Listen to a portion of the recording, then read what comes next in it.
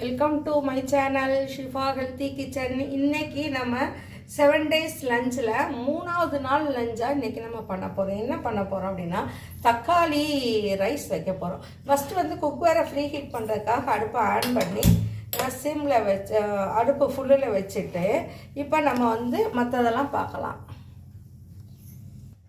இப்போ நான் ஒரு 4 தக்காளி, அதாவது 1/4 கிலோ அளவுக்கு இருக்கும் ரைஸ், வந்து 1/4 கிலோ ரைஸ் எடுத்திருக்கேன். 1/4 கிலோ தக்காளி மிக்சியில் போட்டுறோம். 4 மிளகா, இது நீங்கள் வந்து மைசூர் சில்லி இருந்தால் கூட போட்டுக்கோங்க, இது சாதா மிளகா தான். ஒரு 5-6 வெள்ளைப்பூடு பல். இதோட ஒரு வாசத்துக்காக கொஞ்சோண்டு சோம்பு, இதெல்லாம் போட்டு உப்பும் போட்டுறோம். இதுலேயே உப்பும் போட்டு இப்போ நான் மிக்சியில் அரைச்சிட்டு வந்துடுறேன். ஒரு சின்ன அரிநெல்லிக்காய் மாதிரி ஒரு சின்ன புளி இதில் போடுறேன். ஏன் அப்படின்னா புளி தேவையில்லை. ஆனால் தக்காளி இப்போ வர்றது எதுவுமே புளிப்பாகவே இருக்க மாட்டேங்குது, இனிப்பாகவும் இருக்க மாட்டேங்குது. அதுக்காக அந்த ருசி கூட்டி கிடைக்கிறதுக்காக அதை போட்டிருக்கேன். இப்போ பாருங்கள், ஹீட் ஆகிடுச்சு, இவ்வளவு போதுமானது. ரெட் மார்க் வந்து ஃப்ரை விண்டோ கூட வந்து நிற்கிது. இப்போ அடுப்பை நம்ம சிம்மில் வைக்கணும். நம்ம ஏஎம்சி குக்கரை மூடி திட்டுகளில் பரப்பி போட தேவையில்லை, இந்த மாதிரி வச்சுக்கரலாம். இது வந்து நம்ம வந்து ஏஎம்சி குக்கரில் கம்மியான ஆயில் ஊற்றினா போதும். நான் வந்து தக்காளி சாதத்துக்குனால ஒரு 3 ஸ்பூன் ஊற்றுறேன், அவ்வளோதான். இந்த மாதிரி 1 ஸ்பூனில் கூட நம்ம பண்ணலாம், அருமையாக இருக்கும். குழந்தைங்களுக்கெல்லாம் கொடுக்குறதுக்கு கொஞ்சம் நல்லாயிருக்கும். நான் நல்லெண்ணெய் தான் நான் யூஸ் பண்ணுறேன். உங்கள் வீட்டில் உங்களுக்கு எந்த எண்ணெய் பிடிக்குமோ அது நீங்கள் பண்ணிக்கலாம். கடுகு தாளிக்கிறதுக்கு போடுறேன். கடுகு, உளுந்தம்பருப்பு, கருவேப்பிலை கொஞ்சம் நிறையா போடணும். 3 இனுக்கு போடுறேன். கொஞ்சம் காஞ்சது தான் என்கிட்ட, பச்சை போட்டால் இன்னும் நல்லாயிருக்கும். கடலை பருப்பு, இதுலேயும் என்னன்னு பார்த்தீங்கன்னா நெடக்கடலை கூட கொஞ்சம் போட்டுக்கரலாம், உங்களுக்கு விருப்பம் இருந்தால் ரொம்ப நல்லாயிருக்கும். நல்லா ரோஸ்ட் ஆகிடுச்சு. கடலைப்பருப்பு, வெங்காயம், சின்ன வெங்காயம் தான் போட்டிருக்கேன் நான்.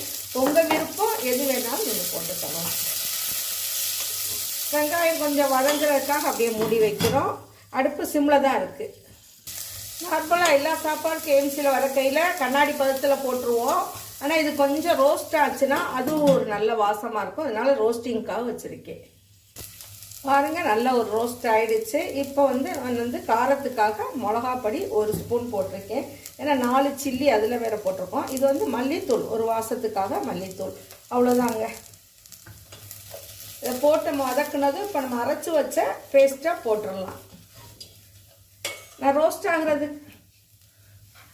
ஆகுறதுக்காக ஊடால அடுப்பு கொஞ்சம் கூட்டி வச்சுக்கிட்டேன்.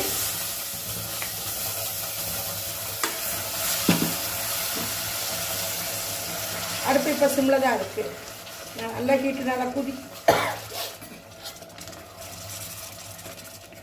அவ்வளோதான், மூடி வச்சுட்டோம்னா உங்களுக்கு மற்ற குக்கருக்கு ஏஎம்சிக்கு என்னென்னா எல்லாமே ஈஸியாக பண்ணிடலாம். உப்பு, மசாலா, எண்ணெய் கம்மி பண்ணி டேஸ்ட்டு விட்டு கொடுக்காம செய்யலாம். ஈஸியாகவும் இருக்கும். ரொம்ப நேரம் நம்ம கிச்சனில் நிற்க வேணாம், நம்ம எனர்ஜியாக இருக்கும். இந்த குக்கர் நம்ம வீட்டில் இருக்கிறது மூலமாக டைம் மிச்சம், மணி மிச்சம், எனர்ஜி கிடைக்கிது. அதுவும் இல்லை, நம்மளோட கேஸ் சேவ் ஆகும். பாருங்கள், நல்லா சுண்டிக்கிட்டு வருது.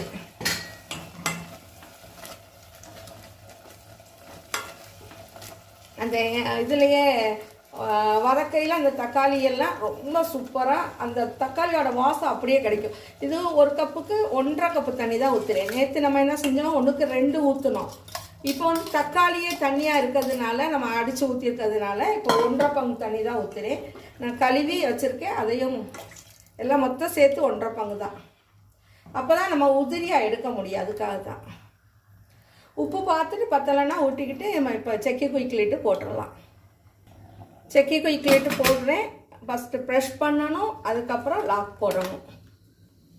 இப்போ நம்ம வெந்ததுக்கப்புறம் இங்கே கை வச்சா கை சுடும், பார்த்தீங்களா? கைப்படி சுடவே செய்யாது எவ்வளோ நேரம்னாலும். இப்போ அடுப்பு ஃபுல்லில் தான் இருக்குது. நிறைய பேர் கேட்குறீங்க, ஏஎம்சி குக்கர் வச்சுருக்கவங்க தானே இதை பண்ண முடியும், நாங்கள்லாம் பண்ண முடியாதான்னு கேட்குறாங்க. எல்லோரும் பண்ணலாம். ஏஎம்சி குக்கர் இல்லாதவங்க குக்கர் வாங்கிக்கோங்க. வாங்க முடியலை அப்படின்னா, ஏன்னா எவ்வளோதான் இருந்தாலும் நம்ம வீட்டில் செலவழிக்காமல் நம்ம இல்லை, ஒவ்வொரு செலவழிக்கிறோம். ஹெல்த்துக்குன்னு பார்த்தீங்கன்னா ஏஎம்சி சீப் அண்ட் பெஸ்ட்டு தான் நம்ம வீட்டில் இருக்க வேண்டிய ஒரு அத்தியாவசிய பொருள் நான் சொல்லுவேன். பாருங்கள், ரெட் மார்க் மூவ் ஆகிடுச்சு. சாஃப்ட் வந்ததும் நம்ம அடுப்பை ஆஃப் பண்ணிடலாம். அடுப்பு ஃபுல்லில் தான் வச்சுருக்கிறேன். பாருங்கள், சாஃப்ட் வந்துடுச்சு. நான் அடுப்பை ஆஃப் பண்ணிட்டேன்.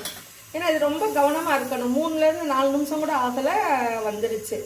எல்லாம் அவங்கவுங்க வீட்டு அடுப்பை பொறுத்து கொதிநிலை வந்ததில் 4 நிமிஷம் இங்கே வந்துடும். இப்போ அப்படியே விட விட பாருங்களேன், உள்ளே போய்கிட்டே இருக்குது. நான் காட்டிக்கிட்டே தான் இருக்கிறேன், உங்களுக்கு தெரியுதான்னு தெரியலை. இந்த மாதிரி வந்துக்கிட்டே தான் இருக்குது. இப்போ நம்ம ஏர் ரிலீஸ் ஆனதுக்கப்புறம் ஓப்பன் பண்ணி காட்டுறேன். லஞ்சு நீ உங்களுக்கு ஈஸியாக இருக்கும். ஒவ்வொரு நாளைக்கு ஒவ்வொரு லஞ்ச் அப்படிங்கல நீங்கள் யோசிக்கவே வேணாம். டிஃப்ரெண்ட்டாக செஞ்சு கொடுக்கலாம். இதை லஞ்சுன்னு செய்கிறது மார்னிங்கே செஞ்சுட்டு நீங்கள் வந்து குழந்தைங்களுக்கு வந்து லஞ்ச் பாக்ஸு கட்டிட்டு உங்களுக்கும் லஞ்சுக்கு ஹாட் பேக்கில் எடுத்து வச்சுக்கரலாம். நைட்டு கூட நல்லாயிருக்கும், சாதம் வீணாக போகாது. எம்சி குக்கரில் வச்சது. ஏர் போயிடுச்சு, ஓப்பன் பண்ணுறேன். வா, பார்க்கவே பாருங்கள், அப்படி தக்காளியோட வாசமும் டேஸ்ட்டும் கலர்ஃபுல்லாக இருக்குது. இப்படி உதிரியாக இருக்கணும். இப்போ இந்த ஒரு சொதப்பு இருக்கிறது அப்படியே இந்த குக்கரில் வச்சாலே அப்படியே அந்த ஒரு சாஃப்ட்னஸ் வந்துடும்.